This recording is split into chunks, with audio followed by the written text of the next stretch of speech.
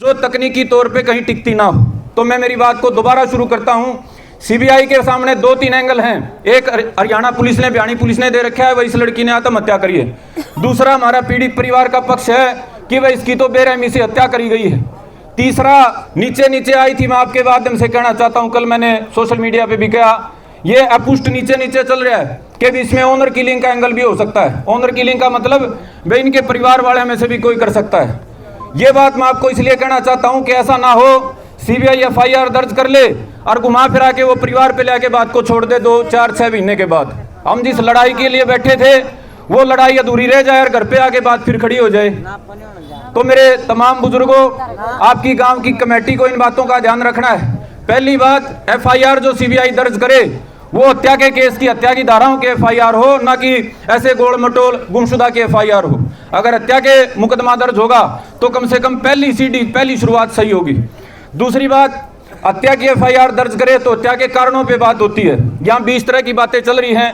मैं भी कई देर से आया बैठा था पीछे मंदिर में, भाइयों की सुन रहा था। फोन भी कल परसों से लगातार आ रहे कि भाई हमारे इलाके में एक मानव तस्करी का, अंगों का जो तस्करी होती है, जिसको किडनी को, लीवर को, इनको बेचा जाता है महंगे दामों पे। हमारी चाची अभी कह के गई है, बोला इस तरह का हमारे को मामला नजर आता है। और उसमें पड़ोस में कोई कॉलेज को राजनेता का नाम बार बार लिया जा रहा है। तो वे सीबीआई के सामने अपनी जब बात रखो तो मजबूती से उस राजनेता का नाम और बकायदा लिखो, हमारी बेटी को इस वजह से मारा गया हो सकता है, हमारे को शक है इस बात का। आप जितने भी जो पहलू हैं जो तकनीकी मंगल में होते हुए अगर बात को ढीला छोड़ दोगे, गुमशुदा बना के छोड़ दोगे, सीबीआई में आज आपको कह रहा हूं, हमने 2-3 तरह की जांचें कराई। हमारा जो ये इतना लंबा मामला चला, पहले जिला पुलिस हांसी ने जांच करी, फिर उनकी एसआईटी बनी हांसी पुलिस की, उसके बाद हमने एसआईटी बनाई आईपीएस और कईयों के नेतृत्व में। चौथी बार हमारी जांच चल रही है स्टेट क्राइम ब्रांच से। हर बार हमारे को ये चीजें देखनी पड़ी कि अपने आप कोई कुछ नहीं करता भाई। आप जो तथ्य रखोगे, जो बात आप रखोगे, उसी बात को संज्ञान में लेके उसी एंगल से जांच होगी। तो ये जो एंगल हमारी चाची ने दिया ये इसका नहीं है। यहाँ तमाम हमारी बहनें बैठी हैं, हमारे बुजुर्ग हैं, नौजवान भाई हैं, सभी के भीतर की ये बात है कि बोला भाई इस कॉलेज में, आसपास के इलाके में हर 6-8 महीने में कोई ना कोई बेटी 18, 20, 22, 25 साल की, उसके साथ इस तरह का काम होता है और बाद में कोई एक्सीडेंट दिखा दिया जाता है। तो भाई ये अगर हो सकता हो, अगर आप मजबूती से स्टैंड ले सकते हो तो पिछले 2 साल में, 3 साल में उन घटनाओं को भी आप इसके साथ जोड़ सकते हो, ताकि आपकी जांच की दिशा ठीक हो और सीबीआई को आपकी जांच सही दिशा में करने में थोड़ी आसानी हो। 2 ये तकनीकी बातें हैं भाई। और तीसरी बात है पैरवी के संबंध में। ऐसा नहीं है कि सीबीआई की जांच चल पड़ी, ये जो बातें मैंने बताई लिख के दे दी, उससे भी समाधान हो गया। आपको पहरेदारी करनी पड़ेगी कम से कम 2 साल। 2 साल इस इलाके के जो जिम्मेदार आदमी हैं, 8 से 10 आदमी, उनको सीबीआई की रोज की जांच पे निगाह रखनी पड़ेगी। वे क्या जांच कर रही है, आज क्या निकाल के लेके आई। अगर ऐसे ठंडे बस्ते में डाल दोगे, बे आंदोलन करा, जांच शुरू होगी, ये 4 हमने लाइनें लिखा दी, तो भी इस बात की कोई तसल्ली नहीं है कि सीबीआई दूध का दूध और पानी का पानी कर देगी। सीबीआई में भी हमारे जैसे, आप जैसे, बयानी पुलिस जैसे, हांसी पुलिस जैसे वही लोग बैठे हैं। सीबीआई में भी वही लोग बैठे हैं जिनको हम तोता कहते हैं, जो सरकार के इशारे पे सही को गलत और गलत को सही कर सकते हैं। अगर आप पैरवी नहीं करोगे तो जिस हिसाब से आप बता रहे हो कि बहुत बड़े राजनेताओं का हाथ इस मामले में हो सकता है, तो वो राजनेता तो इन्फ्लुएंस सीबीआई को भी कर सकते हैं। सीबीआई को प्रभावित करने में 2, 5, 10 करोड़ फालतू लग जाएंगे। तो मेरे तमाम बुजुर्गों, नौजवान साथियों, ये बड़े गंभीरता से समझने की बात है कि ये जो लड़ाई है, ये खाली सरकार की तरफ से एक लाइन की स्टेटमेंट आ गई, बिला भाई सीबीआई जांच मंजूर कर दी, उतने से खत्म होने वाली नहीं है। ये 4-3 बातें मैंने शुरू में आपको बताई जो आपको एफआईआर दर्ज कराने के संबंध में करनी है। उसके बाद भाई एक मजबूत कमेटी आपको बनानी पड़ेगी। मुझे बड़े दुख के साथ कहना पड़ रहा है, 7 दिन में इस इलाके में बड़े भारी बुद्धिजीवी भी हैं, वकील भी हैं, खापों के प्रधान भी हैं, लेकिन जो मजबूती से पैरवी कर सके, तकनीकी, कानूनी, सामाजिक और राजनीतिक हर एंगल से समझ रखते हो, ऐसे लोगों की हमने कमी देखी है भाई। अगर ये कमी ना होती, सक्षम नेतृत्व होता, कमेटी के पास तकनीकी और इस तरह की जानकारियां होती, तो ये मामला इतना लंबा बिगड़ता नहीं। ये मामला इतना बिगड़ के आज ये नौबत नहीं आती कि हमारे को वहां की बजाय यहाँ बैठना पड़ गया।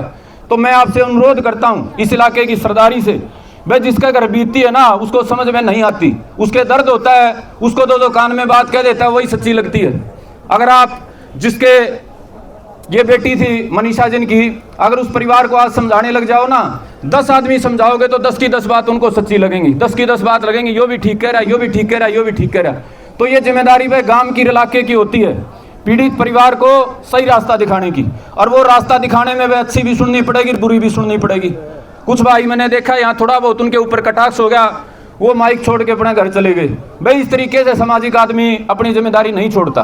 जो भाई यहाँ आए हैं, चाहे 50 किलोमीटर के हों, चाहे 5 किलोमीटर के हों, चाहे 100 किलोमीटर के हों, अपने आप को जिम्मेदार मान के भाई, हमारे भाई रमेश ने कहा एक जिम्मेदारी वाली ऐसी व्यवस्था बनाओ, क्योंकि जो बातें आपने कही थी लगभग सरकार ने मान ली हैं, उनको मजबूती से लागू कैसे करवाना है उसके संबंध में एक जिम्मेदार आदमी अगर सारे इस इलाके के हों तो बहुत बढ़िया बात है। ना तो जो बाहर के और मजबूत भाई आए हैं, बुजुर्ग आए हैं, उनको लेके ऐसी व्यवस्था बनाओ कि जो हमारी चाची ताई यहाँ बैठी जिनके भीतर दर्द है, और लाखों जो बहनें जो फेसबुक के माध्यम से इस दर्द को साझा कर रही हैं, उनकी वो तकलीफ मिटने का काम हो सके।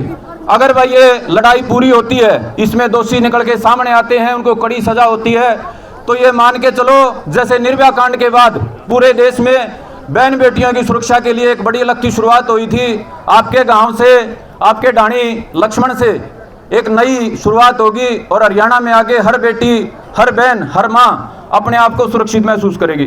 तो मेरे ये सुझाव थे भाई, उम्मीद करूंगा आप इन बातों पे गौर करोगे।